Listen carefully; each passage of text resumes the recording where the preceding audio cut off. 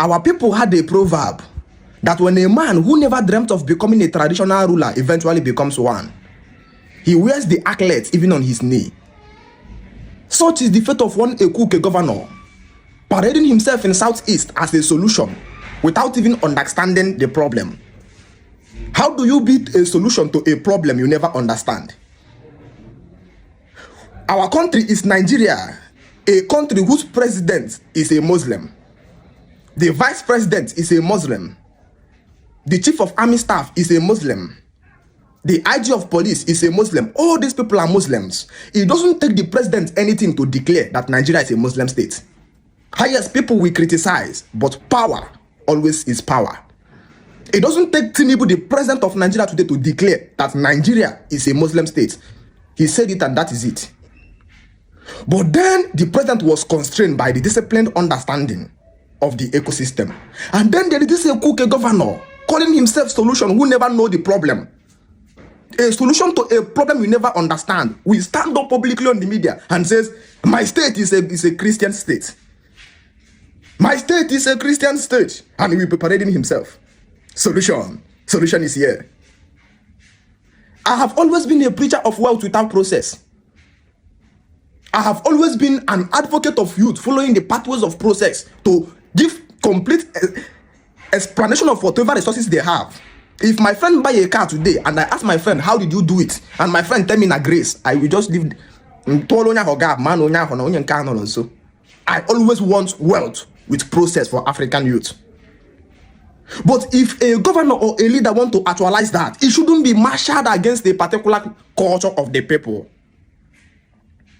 It shouldn't be done in a way to look as if you are fighting a particular set of people.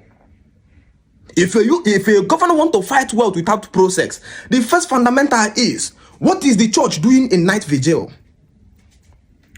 That church that prays for people to prosper, for people to get money. That place is that people, they pray for people to receive job. That place you pray for people, that the people shall do extremely well. That crossover night. All those things have to be addressed if you want to make it a religious problem. So they will have to start checking the prayer point of every pastor in the church. Whichever pastor that says you will progress in Jesus' name will be jailed. Because progress is not gotten in Jesus' name. Progress is gotten by pathways of hard work and process. The same way a detective doctor who says he is doing charm for you to prosper will be arrested at the same time.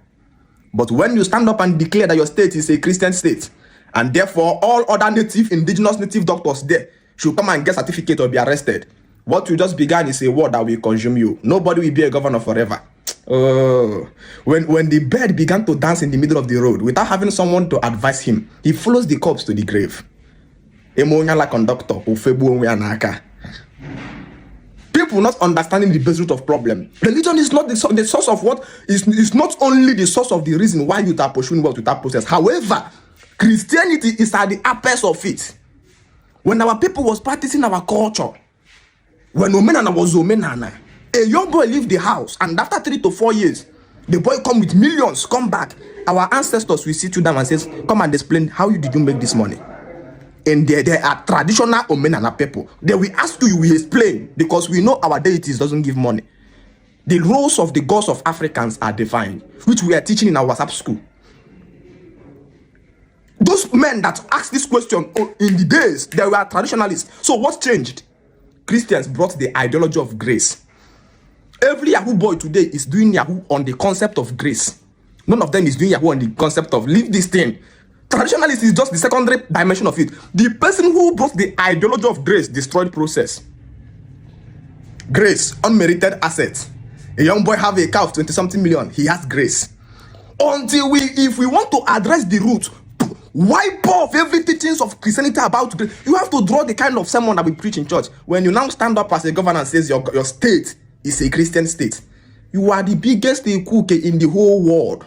You are the biggest Akalamaja. I don't want to mention any governor's name, but the governor knows himself. You are the biggest disgrace to what leadership entails. You are the biggest disgrace to what my heart is grieving.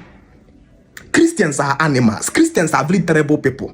If Tinubu declared that Nigeria is a Muslim state today, you will see the aggression. You will see them telling you, allow people to practice their own faith. But now they are comfortable with their governor fighting a particular culture. which means that is actually the indigenous culture of the people where the governor uprooted from. If you say the truth, you die. If you don't say the truth, you will still die.